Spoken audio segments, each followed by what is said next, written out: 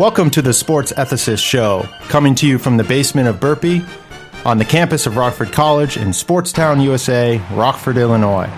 I am Shawn Klein, the sports ethicist and philosophy professor at Rockford College.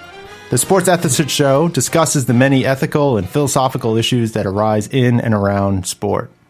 You can read the Sports Ethicist blog at sportsethicist.com, where you can also find links to podcasts of previous shows and other related information. You can also find the Sports Ethicist on Facebook and Twitter. Lastly, you can email the show, sportsethicist@gmail.com, or leave a message on our Facebook page or DM us on Twitter.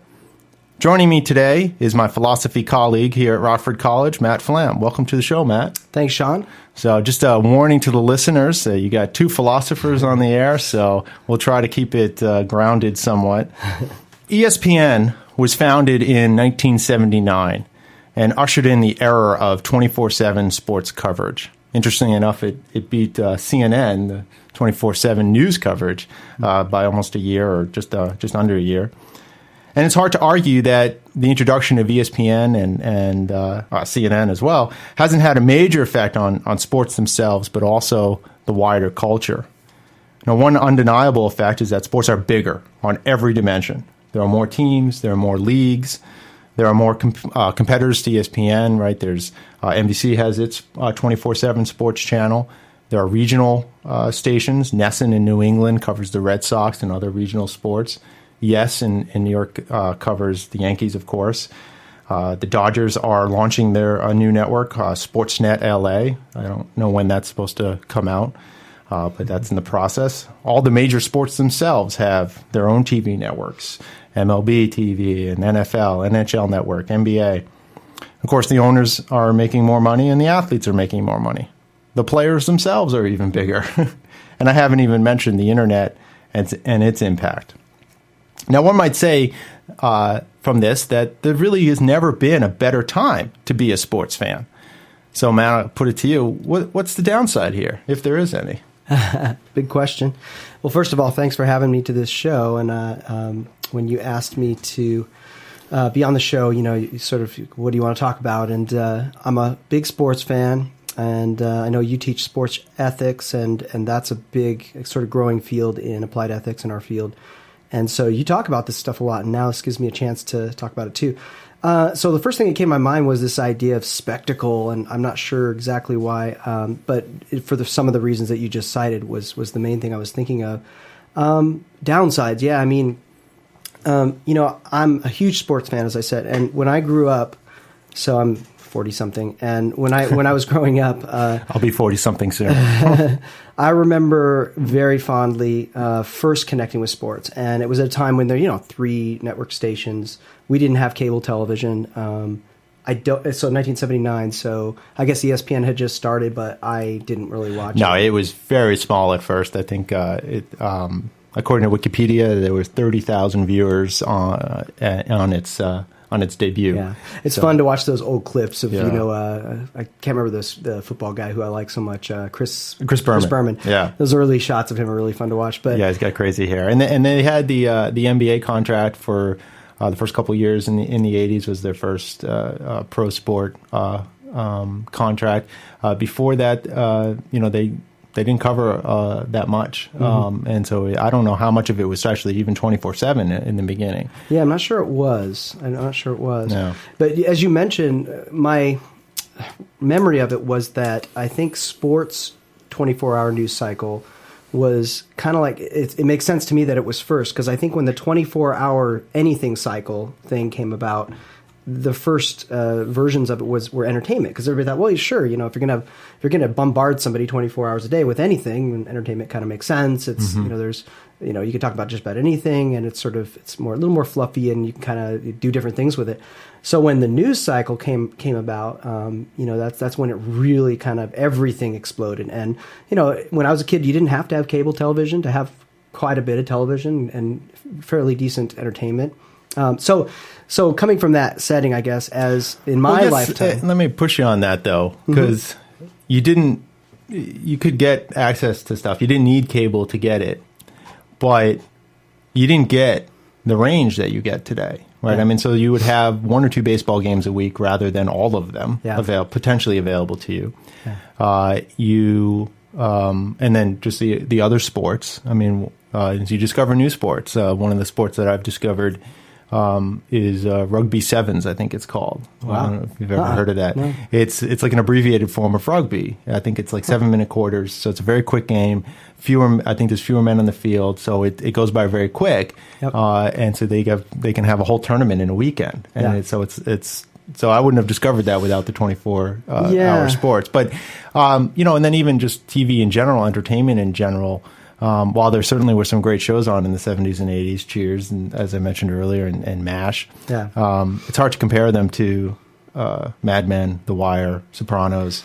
Yeah, it's a good debate. I'm not one to be able to decide, sort of quality of entertainment and all that stuff, but no question we have.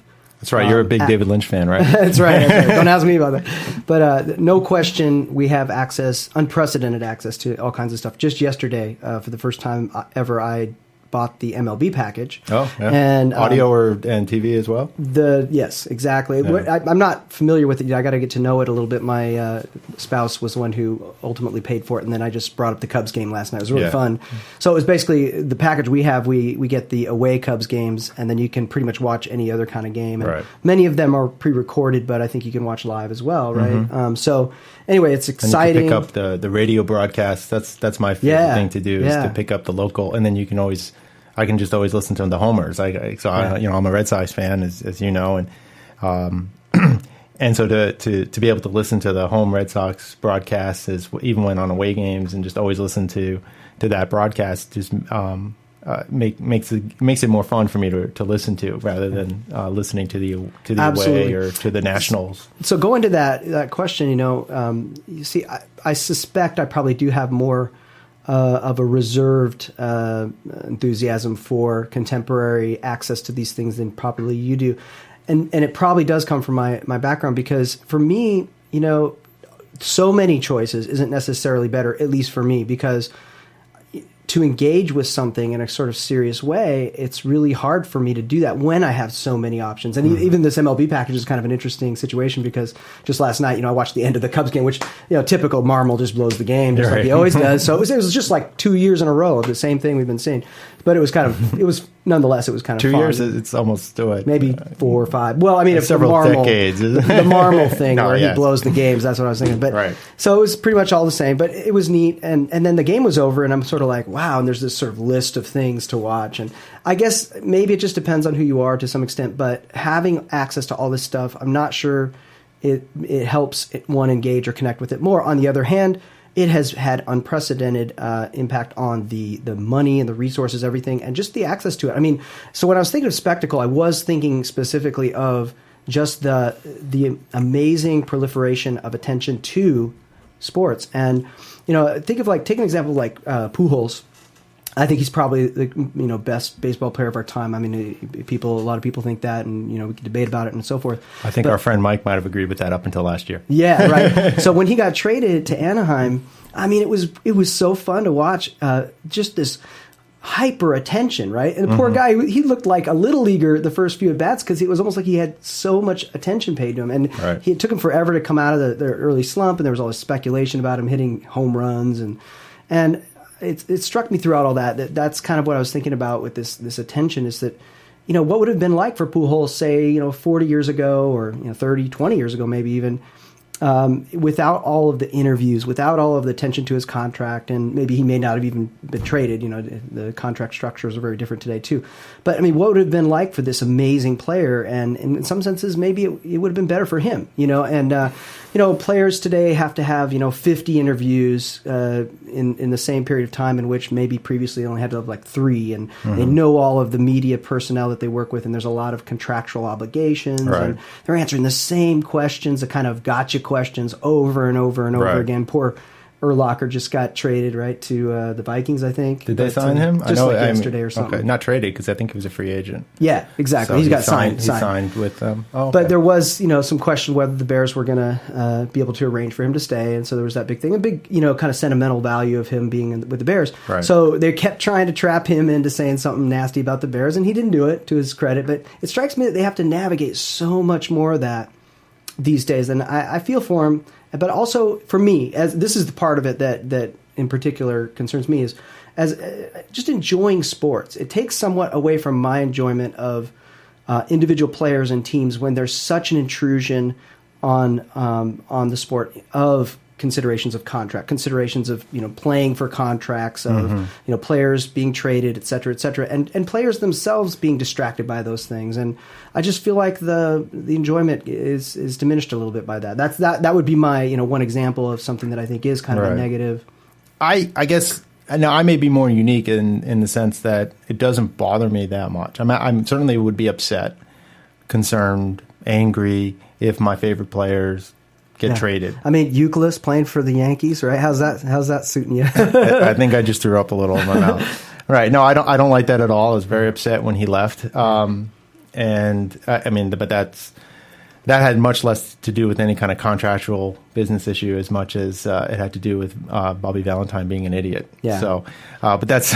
Well, what do you think about players? On a little more of a serious note, what do you think about players like him who are such iconic and important players for the franchises they play for, and then they go play for their rival? Yeah. I mean, there's other examples. I was thinking of in the National League who did this recently, but there's plenty of examples. Great players. Johnny Damon for the Red Sox Yankees again. Roger Clemens. I mean, there's a lot of that. Yeah. But that's I think more of to some degree, one, it's a fan creation. The players, from at least biographies and reports and things like that, don't pay as much attention to that. To them, it's another team to play with. They're much more concerned, at least anecdotally, with just being able to play and stay in the professional game. And they don't care whether it's with the Cleveland Indians, the Red Sox, or the Dodgers or the Cubs even. Yeah. Right. No. So I think to them they want to continue to play, and I think some pay attention to it, of course, and engage in it.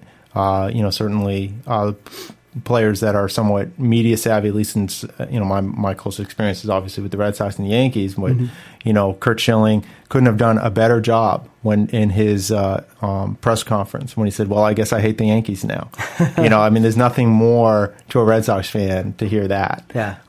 And even there was a controversy during spring training with Euclid because he said, "Well, I always, I don't know what the exact quote was, but something to the effect of I'll always be a Red Sox." Yeah. Right. I don't think he meant like he was some sort of Manchurian candidate spy for the Red Sox, but the more that he played on the Red Sox. That was a significant part of his career. He won World Series with the Red Sox, and so he'll always be that, and he'll always be that fan. He'll have that relationship with the fans as well. Now, don't you think though that relating this to the spectacle thing? I mean, it's very different today, precisely because of this spectacle aspect of it, the nature of the relationship between the players and their hometown, right? I mean, back in the day when it wasn't so contractually driven and there wasn't so much of a tension, it seemed like the players could be a little closer to the fans. It seems like today they just are so kept at a distance from the fans to such a degree that they can kind of go, like you say, relate to it in a kind of abstract way. Well, I'm playing for the Red Sox, playing for the Yankees. And right. I guess that's one other criticism people have. I'm not sure how true that is. I mean, some of that might be our perception. I think we also have a perception, back in the old days, the players, they stayed with the team their whole career. Yeah. Well, partly that's because they didn't have a choice, right? Yeah. So that wasn't always a good thing. And that really was probably only true for the Stars anyway. Yeah. Right. I mean, most of the other guys were traded around all over the place. Even Hank Greenberg ended his career, I think, in Pittsburgh or Philadelphia. I forget. It was certainly more true that a major cluster of great players. The Yankees are a classic example, of course. But Ted Williams, they didn't play. He ended up playing for the Senators as well, but that was more in a managerial player-manager type position. Yeah. But speaking of Ted Williams, the point about the media and the more contentious relationship maybe that they have. Again, now maybe this is more just from my Boston bias, but. I mean, in the 40s, Ted Williams, 40s and 50s, playing with the Red Sox, had to deal with that media and hated it. Yeah. And always had a contentious relationship with the media. Now, maybe that was more a matter of Ted Williams' own sort of ornery personality.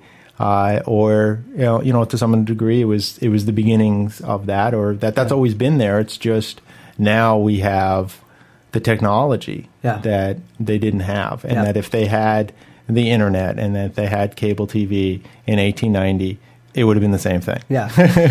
I suppose that's true. Like I say, I have a very mitigated, skepticism or criticism of it. I'm a sports fan first and foremost. I'm right there with everybody watching, especially the great moments in sports. Every playoff run of every major sports. I'm watching, and I'm watching intently. I did get rid of cable recently, and that's one of the reasons I bought the MLB package. And so I was sad to have to miss a good deal of the March Madness, the tournament. And but missing it was interesting because I got a better sense then of the fervor over it, how much of a discussion there was about it outside of my access to it. So it gives you another appreciation too. And I don't think you could argue that the quality of sports has, in whatever sense the quality of sports has been impacted by the spectacle aspect and the great machine of money and so forth. The quality of sports is in some senses better than ever, and I think a big reason for that is simply because of the evolution of the sports themselves. You get much more of the kinds of athletes that are playing today, which is absolutely blow out of the water the kinds of athletes that played in previous generations. Just if you took a player from one of these bygone eras and just plop them into today, most of them, maybe the greats, Ted Williams and DiMaggio and stuff would compete, but most of them wouldn't. No, yeah. I do think though, if you had the technology, the training that they have available today, and that those athletes, if you took them as babies and brought them up, they many of them were great athletes. Like people talk, Babe Ruth and these guys, they were fat and they ran around. They didn't even have to run around the park. I think some of that's a feature of bad television, just in terms of the quality of the shots that we were getting. But I also think it, partly had to do with the nature of the game, the evolution of the game, right? That the games have changed. The football players in the '60s were not as big as they were today. Some of that is due to medical technology, to speak, right? Some that's legal, some that's not. But also just from the evolution of the game itself, that in terms of having to protect the passer more required, bigger guys that would be able to do that, to prevent against the defense that was getting bigger and stronger itself. So, it sort of becomes a arms race to some degree, which might have a pro and con to it as well. And so, but I think the level of competition, and the kinds of skills that we see on display today, I think it has to be incomparable to what it was, and so much better, just because of just the mere. Just taking baseball as one example, the mere fact that African Americans weren't allowed in until the 50s, right? That for half the life of baseball, a portion of the population wasn't allowed to play, and so when they started playing, they had a big effect on the game, and that raised the level of competition because you had more talent coming in, so the better talent stayed on from both sides, and so that I think is part of it too. But then when you think about the money at stake, the fact that there are more fans, there are more people watching, more people interested. And there's a lot of money to be made that puts an incentive on the athletes, on the teams, on the not networks, institution, the leagues. That's the word I was looking for. The league offices to improve the game, to protect the players. Right. We're seeing that now, but also to make the game more interesting and to encourage the players to develop their skills and now it's a full-time job. It's a career, whereas. You read accounts, of early baseball. These guys, they go off season, they go working in their dad's hardware store, and they don't do that now. Yeah, and I guess maybe nudging again down the path a little bit more of the criticism side, it is sometimes I feel like the commodification of some of these players is a bad thing, and especially to like college football and maybe other college athletics as well. But they're so quickly branded. I mean, they're coming right out of maybe 1 year of having played in college, almost as a token gesture sometimes, and already Twitter. Everything else, they're a brand. They're a brand. They've got their entire sort of marketing plan in place, and everything they're doing is a calculated kind of commercial appearance on talk shows, things like that. I guess it's that aspect of it that I do find unattractive. It can be what's unattractive about that?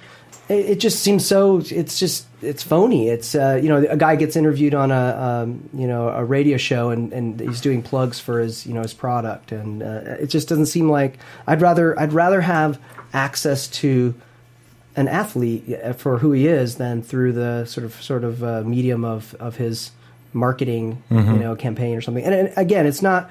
I don't think this is true of all athletes or media outlets. There are some media outlets that are actually I think they tend to profile sports and players in ways that's a little more accessible to fans and things like that.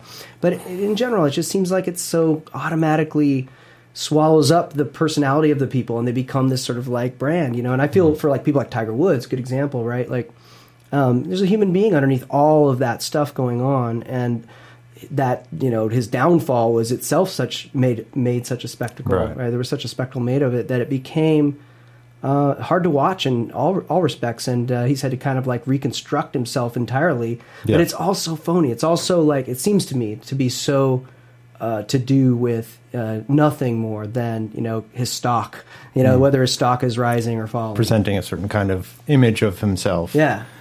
Yeah, and I can see how, particularly in cases where it is phony, where that's not the way the person is. And we know that through whatever sources we know. But I think the mere idea of marketing yourself, having a branding yourself, to use sort of parlance of our times, is that in itself isn't a phony thing. I mean, the sports ethicist is my brand. I'm branding myself. Not, obviously not for big commercial gain, but not that I'd be concerned about that. And if you are interested in advertising on the show, please let us know. So I mean, I think that's a fairly obvious case in terms of branding myself. I don't think it's inauthentic or phony, but it's a way of presenting a kind of package to the world to say, well, these are some of the things that I'm interested in and some of the things that I'm doing. If you're interested too, let's get together. But there is an interesting discussion, because you could think about like music.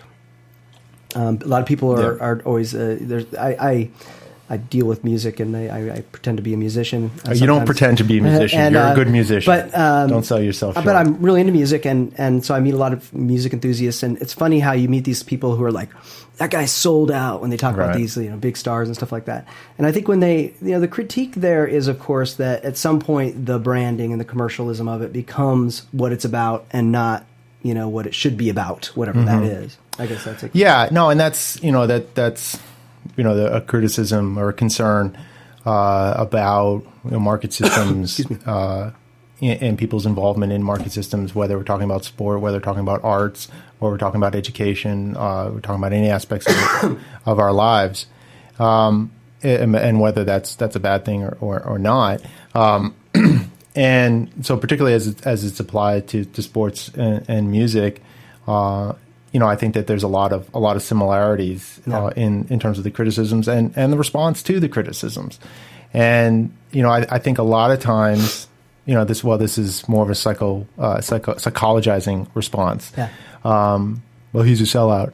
To me, that I hear envy in that. That's all I hear is he was successful. I'm not. He must have sold out. He must be compromising his values. And certainly, I don't want to suggest that there are no examples of musicians or athletes or others who compromise their values to get ahead. I mean, I think I'd be ludicrous to try to make that claim.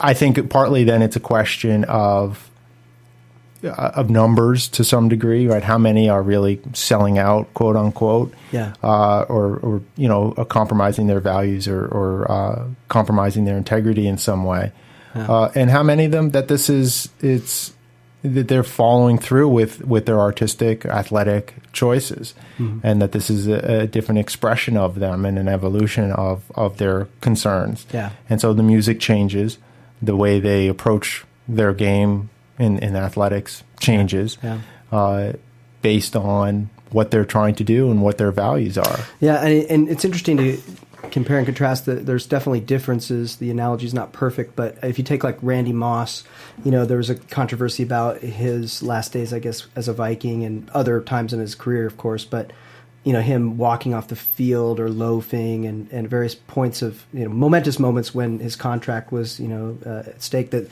it seemed to most observers that his play was directly altered depending on the status of all that. So that might be an example of what we mean. I don't know.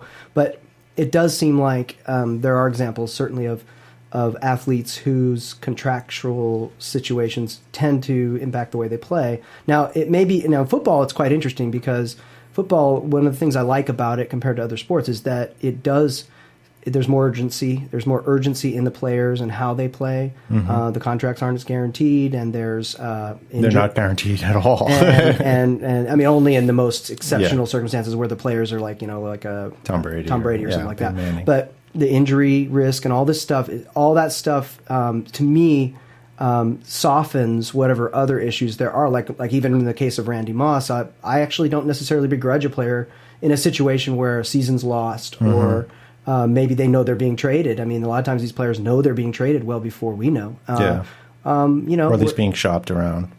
Where an intercultural issue with the team too. There could be that.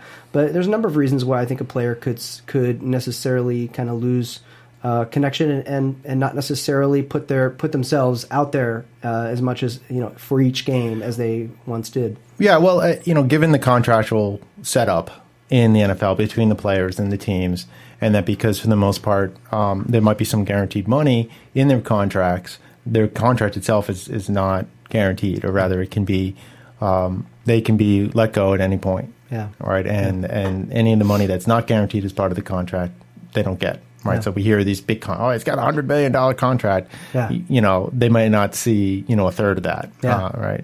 That's a huge difference between like NBA, for instance. Especially. Right. NBA and baseball, where the teams are on the hook for their salaries. And so it does change the nature. But what it does for the players to some degree doesn't give them as much leverage. Yeah. And so one of the points of leverage that they have is to sit out, is to not play in certain cases. And from some fans' perspectives, that's not good, and I think certainly some players handle it better than others, right? If they're like flaunting or what I mean, being right. I mean, it's one thing to sit out preseason, maybe even some of the early games for contractual fake an disputes. injury or whatever. But it does seem another thing to be still playing on the team, but then not playing at the same level. Yeah, sort of like the idea is like, look, if you have to take care of business, and I think the other players. Again, this is anecdotal. I don't have access, but this is just my sense from reading biographies and other things like that of players, is that they understand each other, that the players have business to take care of, and so they might miss preseason, and they understand that, and they don't, I think, to a large degree, take it personally or hold it against the player. But once you're there and you're playing, you're on the team. Well, then you better be giving your all. That's definitely the concern about Randy Moss and other examples like that. Yeah. And for Randy Moss, to some degree, strikes me as kind of being in a category like Manny Ramirez, where that they're not trying to put it in a milder way. They don't seem to be like the rest of us. Well said.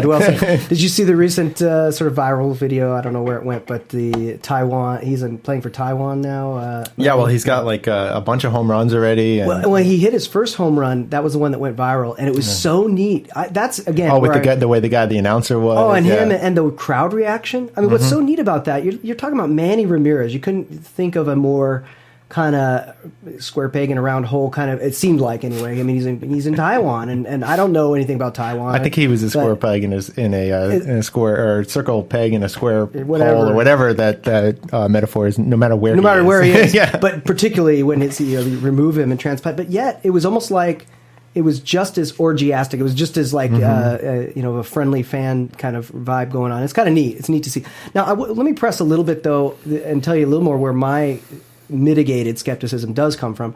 So years ago, I was a big fan of the NBA, and I almost, like, over the course of David Stern's residing over the NBA, almost over that time exactly, I just lost all enthusiasm for the NBA. And I see the NBA as a kind of a illustration of kind of what can happen in a bad sense. And so there are people who defend David Stern and the NBA and its culture, and there are those who are against it. But my agreement with the criticisms is that he introduced, as I understand it, this sort of culture of the superstar, you know, and very, very calculatedly, he says this in interviews, right? So in the 80s, NBA kind of needed a boost and so forth, and he saw the rivalry between the Celtics and the Lakers, and he saw Magic and Bird. And he saw this, and he said, "Well, let's just change the shift the emphasis on these superstars and make it a superstar league." He's used that phrase. I just I mean, you have, in my sort of interpretation, I feel like it just unfolded that's where the quality of the play really got impacted. Now, it may have not, of course, it wasn't just that. It was the contracts in the NBA are, by comparison to the football, for example, horribly problematic. I mean, these players, I mean, my team is the Blazers, and it was Miles, who is that guy? He's an older player, Darius Miles. Oh, classic example. This guy played maybe, I don't know, few games for us, basically, and sat on the bench for like 2 seasons making millions of dollars, right? This is the kind of thing that happens in the NBA routine. Right. So no question that's an issue as well. The way they work their salary cap, and then the way the structure of the league itself is very complex. The salary cap is very complex. It's something I've never been able to, understand. Yeah. So I mean, I absolutely have no problem with players making the money they want to make, and I'm not one of these. I think it's fine, but the culture of basketball does seem to me to be one of. I mean, these players spend the first 3 quarters of the season trying not to get injured, you know, and the games, the aesthetic of the games has changed dramatically. The urgency factor. That's why I say that about football. It strikes me that urgency is really there with football, and that's what's nice to see. Well, you know what, it's interesting, and it kind of made me think of the fact that the NBA last season, was it last season they had the strike shortened season? Was that last season? Yeah, was that last season or 2 seasons ago? I think it was last season. I think our 40-year-olds. It was last year. Yeah. It was last year. Yeah. And then the NHL is doing that this year. And how much during the strike shortened season for the NBA, how much more exciting the regular season games were. Yeah. And now with the NHL, how much more exciting that is. Now both of them also, at least this year, have had these great streaks. Yeah. Right. So the Blackhawks, and then and the Heat, and now the Knicks. Yeah. And then the Nuggets had a big streak. And those have made even this regular season for the NBA something that people have paid a lot more attention to. Normally, people don't pay as much attention to it. Yeah. And so I do think that there probably are too many games that are played in the regular season. Now, the counter argument that I would, someone who to a large degree supports commercialization in sport, that's a complicated statement that would need a broader defense, but that doesn't. I don't really have any issue with a lot of what goes on commercially within the sport, and I think a lot of it adds to it. And so you might say, "Oh, well, here's an example of because they have more games because they want to make more money." Mm-hmm.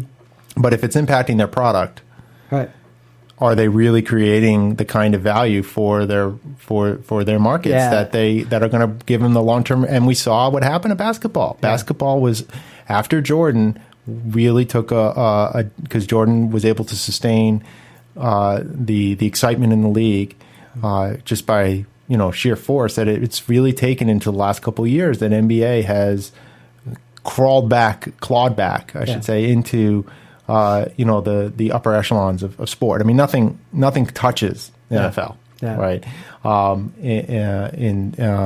In terms of overall spectacle, it's quite but power overwhelming every year. The spectacle, to use that word over and over again. I'm not doing this calculatedly, by the way, and this is by no means an area of study of mine, but But to use the word again, the Super Bowl. I mean, the Super Bowl is just every year bigger and bigger, to be exponentially bigger, and it's just amazing to watch. But no, your point's well taken. Actually, what you're saying is, and I think this is definitely plausible. I mean, you could actually argue that he's just being he's made a lot of money. I'm talking David Stern here in the NBA. He's made a lot of money for the league. He did with that strategy. The league actually prospered greatly through that shift of strategy. But at the same time, over time, he didn't make the correct adjustments, and one of those certainly would be the length of the season, and the product did suffer. So certainly you could kind of look at it in terms of almost like, it's just poor marketing or poor whatever. But again, I think in the case of the NBA, this is speaking as a fan more than anything else. What do you see on ESPN? You see the huge dunks. Every highlight is just about people dunking and giving facials, and it's also like there's sort of culture of like I don't know what, just masculinity. I don't know what the right word is for it, but of just like showiness. And it seems to me that in the 80s, pre even Magic and Bird, and that's when I first started watching basketball, there was still this kind of sense of team play that was really nice to watch. And I think we have examples of that in other world sports today. And I think it's kind of neat to see soccer, aka football, getting more and more popular. That's a neat thing. I mean, that's a sport that seems to me to still be, from a layperson's point of view, something like what NBA pre-superstar era was in the sense of team play, and it's more about the teams and their interaction, or rather their effectiveness playing together, than it is about any one individual player. Right? I guess it's just that, again, this is all barstool stuff. I'm not presenting this as a thesis, but that's more where my skepticism does come from, is from the NBA, the example of the NBA. No, and there's other examples. I mean, one that hits close to home to me are the Red Sox post 2007, and what seemed to be an apparent pursuit of expanding the revenue for the team, and concerns about related TV revenue for NESN, which was owned by the same ownership group, and concerns about that affecting baseball decisions in terms of, and that's the most popular theory about why they went after and spent all this money on Gonzalez and then Crawford, and none of it seemed to work, and they're bringing in these big money guys, and it's not working, and they're not doing well, and they had that big September choke and so on, and so there was wide concern that they're just trying to grow the revenue of the team and not caring about baseball. Yeah. But what happened is the team wasn't as good. Yeah. And people stopped coming, and they affected their ratings worse. Yeah. Or they had a much worse effect on the ratings than they did. So now, in part, the thing that I would raise here is that these things are best in harmony, right? That making the business decisions on the side of sport in terms of affecting, creating the long-term value of the team. And this is something that across town, euphemistically, the Patriots, I think, do a tremendous job at. They've been competitive for over a decade. Yeah. And are there in the mix every year. And the way football is that if you can be one of the 6-7 teams that is there at the end, that has a legitimate shot at the Super Bowl, you just need a couple things to fall your way and you get it, right? Yeah. So I listen to a lot of local Boston radio, thanks to the internet, and people call up and are critical of Belichick and the Patriots because they haven't been able to win. Well, they haven't won since 2007. It's like, but they've been in the mix every year. Yeah. For 12 years. Yeah. Consistent 13 years. Winning, Yeah, and doing the kinds of things that create value for the team long term. Yep. And not just focusing both at the same time on what do you need to do in the next play of this game to win. Yep. But then also, what do you need to do to remain competitive for the next year and the next 5 years and so on. Yeah. And being able to, and that's what I think makes Kraft and Belichick such great managers for their team, is that they think about both those things and think about them in the right kind of relationship, which is hard. Yeah. And I think that a lot of teams make errors and either focus too much on one side or focus too much on the other. Yeah. And so reject a lot of the examples that get put forward in terms of criticisms of. I'm not like a revisionist saying, oh no, that's not really a bad thing. That's a good thing. In some cases, I think some of the things are actually okay and not bad. Not as bad as what people say. Yeah. And so this, focusing on the superstars in basketball, I don't think is an unmitigated bad thing. Right. It certainly worked and is working again because they're still doing it. Right. I mean, it's LeBron, it's Wade, it's Tim Duncan, it's what's his name, Westbrook, and who's the other guy? Durant. Yeah. And that's Kobe. Amazing right? talent. Yeah. But what do you think about, along those lines, there's that debate about, for the same reason, like a Tim Duncan doesn't get the kind of full attention or whatever you want to say, just because he's boring. He's a consistent player. He's really good. He's kind of an old school, maybe pre-superstar league era type of player. He doesn't have the, roundhouse dunks and facials and unbelievable athleticism that Jordan kind of almost single-handedly introduced because Stern and others had kind of made. Well, I don't know. I think Dr. J and those guys. Yeah. I mean, that was. I think major superstars existed before Yeah. Jordan. What I think the Stern strategy did, though, was it gave the superstars a kind of a presence in the league that they never could have had before. And whatever that is, I do think there's a debate about Duncan, though. If you take like a Duncan, and maybe there's other good examples of sort of fundamental type players who have a consistent, sort of. I mean, he'll be a Hall of Famer, first ballot, I suppose, right? That's what most people think. I think, but yet he's not. He's not LeBron. He's not somebody that you're going to. There's something about a LeBron he is a spectacle and like he's a living spectacle kind of thing. And one of the things I like about LeBron along these same lines actually is that LeBron came into the league, it seems to me, appreciating this more than anybody else. He knew when he came into the league what it was about. I mean, what maturity for such a young guy when he came into the league. It's interesting that you say that. Well, see, I know everybody hates LeBron, but I have a very different view. I think when he first came into the league, I couldn't believe the sense he had of the commercial nature of it and how he knew, well, I am a brand, and I guess I fault him a lot less for the things people fault him for, how he handled that whole, shifting from Cleveland. It's right. What was that called? The decision. The decision. All that stuff was him just trying to wink at everybody. This is what it is, man. I'm a commodity. Here you go. I mean, that's what I see him doing, and I think that's brilliant. I mean, that's the part of it. I think you're giving him more credit. I really do. I think he understands that. If that's what he was, if he had that kind of level of awareness, then I would respect that. I mean, he gets hammered for it, and I think he's missteps, no question. I mean, the decision, was itself right. I mean, and that's kind of going back to one of my points. I think a lot of times it's not so much that there's some big boogie monster. Type system, monster, the man, type thing. I think it's a matter that most people don't, and I would include myself in this, don't develop, phronesis, to use his philosophy. Let's bring in some Aristotle, right? Phronesis, practical judgment, practical intelligence, good decision making, wisdom to know what really is in one's long-term self-interest and one long-term, what is really going to be a part of one's a life well lived, and knowing those things and then being able to know how to implement that, that's hard, right? And I think most people fail at that, and I think that's an instance there. Now, he could have, the decision itself. I mean, the move from Cleveland to Miami, I have no issue with it at all. I think anybody would have done that. I don't. Who's the owner of Cleveland? I think if he had the chance to move to Miami, he would too. Yeah, it's kind of a joke that people criticize him for moving. And I think that people miss the point on that. It was the manner in which he did it, and that's so. And I'll even grant you that there was an awareness on his part of his being a brand and trying to cultivate that, and I don't have a problem with that.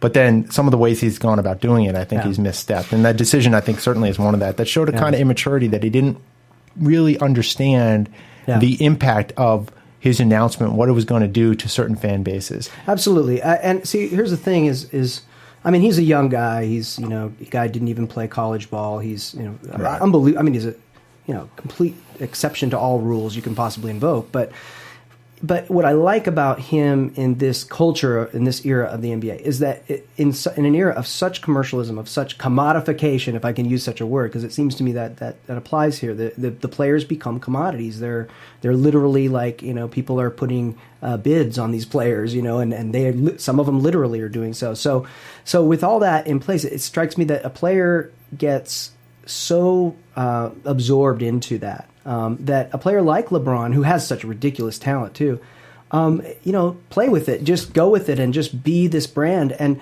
after all, even after the decision, he's kind of won back most fans. I mean, not the fans he alienated in Cleveland, but after all, his stock is quite high again. And I think that there reflects kind of what I'm talking about, is that it seems to me that phronesis, as you were just talking about, phronesis schmanicious.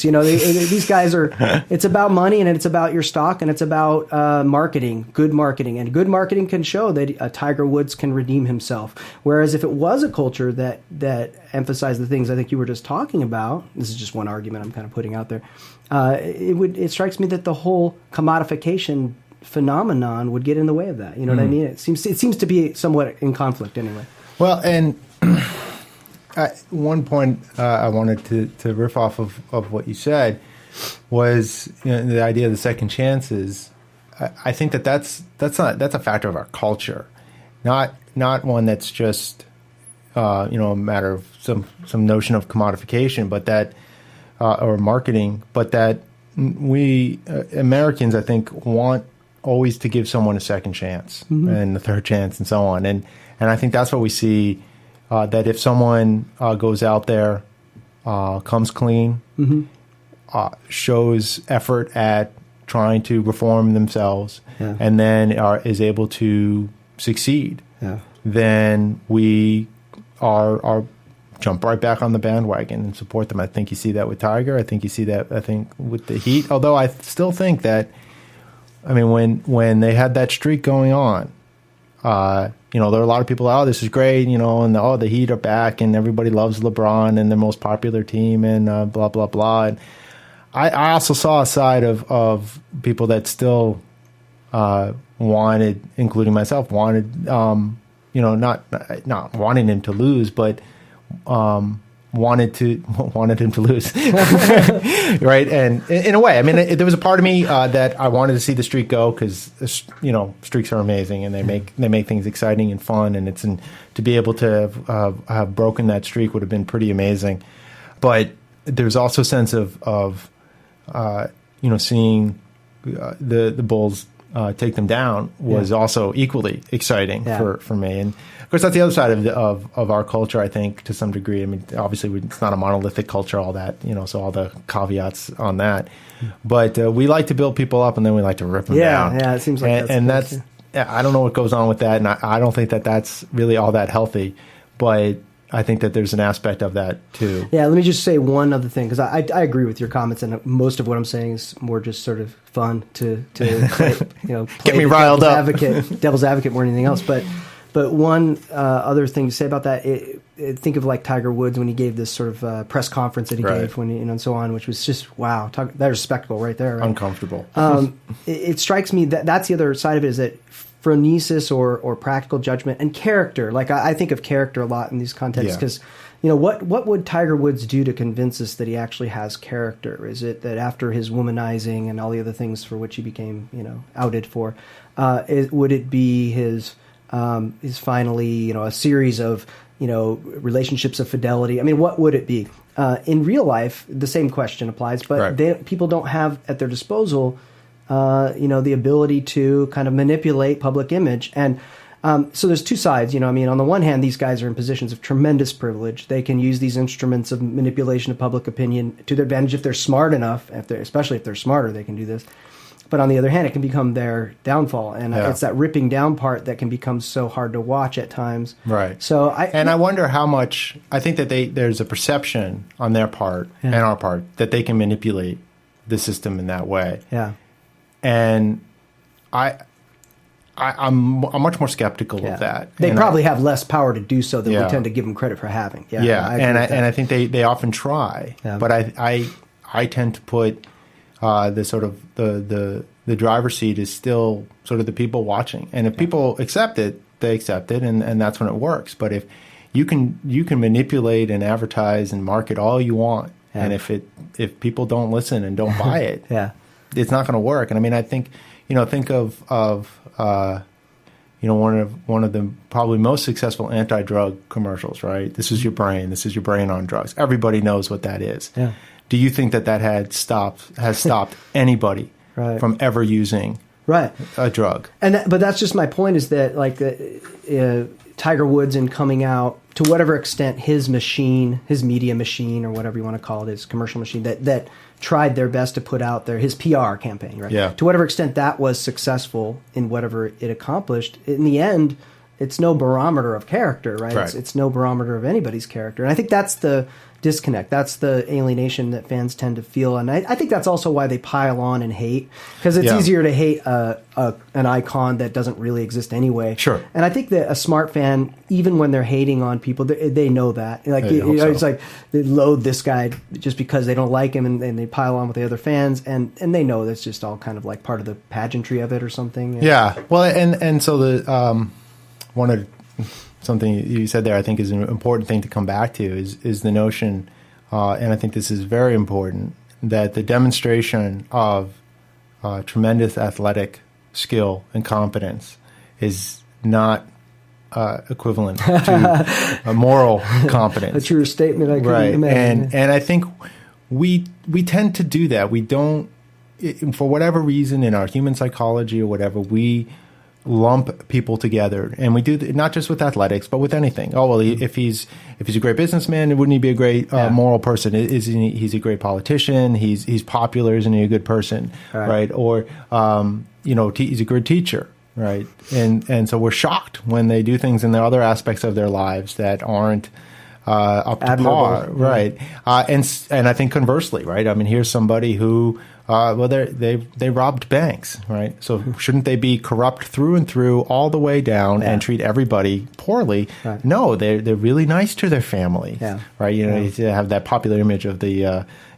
gangster who's good to his family and to his community, and I think that's to some degree that's a romanticism, but I think there's also some truth to it. Yeah. And I think it's because human beings have a remarkable ability to compartmentalize. Yeah. But on the flip side is we forget that, and then we look at a person and we expect if they're great in one area, they're going to be great in all, and they're not. And now maybe to some extent, and this came up last time when I was talking to Mike about sort of fandom and like watching sports, that I came to sports later in life.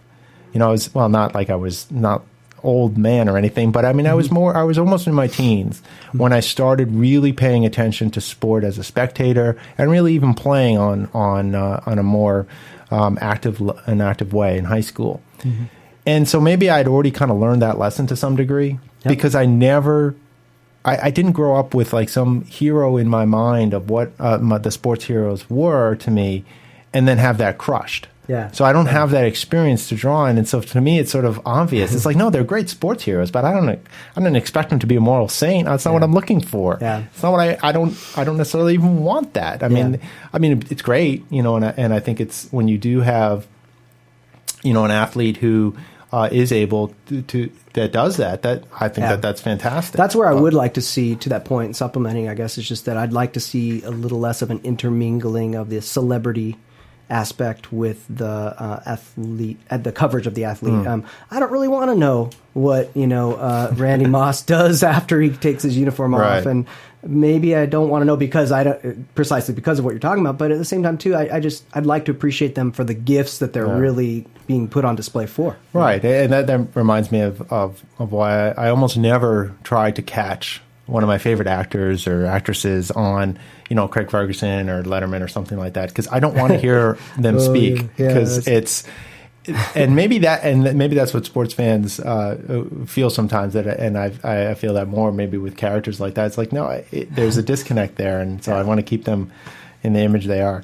I want to close. So we're coming up on the end of the hour on maybe some of the pros of spectacle, right? Because oftentimes it's used, certainly in sociology, it's used as it has a nefarious element to it, right? Yeah. but I think there are some positives to the fact that it is a spectacle in the sense of sport as being and so I'll make a couple comments and see what your thoughts on this are. A kind of secular spirituality, and that's I think why sports are so ubiquitous and popular in our culture. We get to, as we were just talking about, see and experience greatness that we don't get to see often. Mike and I talked a little bit about this. That you don't see the architect at work, right? You might see the building, but you don't see the architect in the moment of greatness. We get to see, the great athlete do what he does or she does. And more than that, it's a play, and then this connects to the spirituality out of it. It's something transcendent. It's something beyond ourselves, beyond the sort of everyday, and it takes place inside the lines, right? On the field, it takes place in a sacred ground, and I think that the spectacle of that, in the sense of it's something to see, the ritualization of it, I think is important and for us, and sports are concrete, but they bring with them and concretize for us tremendous abstract concepts. The typical ones: fairness, equality before the law, before the rules, hard work and discipline, the importance of cooperation and competition. But I think another element is, and this kind of connects to the spirituality aspect of it, is, and some of what we're talking about in terms of Aristotle, phronesis, a life well lived, what the limits are of human beings and what the rules are that we need to follow to live a life well lived. Not so clear, right? Not easy to do. In sport, those limitations and rules are much clearer. We know, by and large, what it takes to be a great athlete. And so I think it gives us a chance to experience that in a way that we don't get otherwise. And the spectacle aspect of it enhances that and brings that to a broader, bigger audience. And then just lastly, the community aspect of it, that we watch games together, the fandoms, Red Sox Nation, and that it provides a kind of support network and friendship that goes way beyond just the watching of the games. And so all of those things I think are deeply connected into the idea of it being a spectacle without the negative side. So what do you think about those thoughts? Yeah, well, I mean, I agree emphatically with just about everything you said. And I think secular spirituality is an interesting way of thinking of it. And I was thinking too of back to the analogy of music. I mean, live music, which has kind of gone away quite a bit, or at least now with the internet, there's a lot of people using that as their outlet for live music. But think of the difference between some band that you like, that you listen to, and you listen to all the recordings, and all of a sudden you see them live, and sort of the same reasons you're talking about. You're seeing in the flesh and present something that previously was something that had all this medium between it. And so the live aspect of it, the communal aspect of it, you're with friends and family and others, and the best part for me in that respect, going into a bar, going into a cafe, and just seeing some stranger and somebody mentions, oh gosh, Marmal's, somebody will say, this will happen, I'm sure today sometime when I go get coffee or something. so Marmal, finally they took him, he's not the closer anymore, yeah, and then some rich conversation follows. Right. Well, maybe not rich, but enthusiastic conversation follows. And what's great about that is the level of engagement, the level of sometimes expertise. I'm actually blown away more and more when I meet a random fan at the level of knowledge they possess about this. And maybe that's the only thing, but it's kind of scary. Yeah. So no, I could only say yes to everything you just said. I think it's so correct. And I played sports, and so I appreciate even on that level of all the values you were talking about in terms of teamwork and the kinds of values that are good that you can take away from sports. People who play sports know that. And I'm very skeptical of people who have a principled opposition to sports who haven't played sports. I'll respect you more if you have a principled opposition to sports if you've played. Certainly. But when you haven't played and you have a principled opposition to sports, you're missing the point. I think sports are about a lot more than the bad spectacle stuff we were talking about. Yeah, and I think people miss that, or they just see it as some kind of it's just a game, and they dismiss it and miss the importance of that. Yeah. But anyway, we got to wrap up here. Thanks, Matt, for joining me. Thanks, Shawn. It's an honor. Thank you for joining us on the Sports Ethicist radio show. I did want to make one last announcement before closing the show, and that is on April 19th. We will be hosting the Rockford College Sports Studies Symposium. That's 1 to 5 in Grace Roper Lounge on April 19th. Thank you for joining us today, and don't forget you can find us on sportsethicist.com as well as on Facebook and Twitter.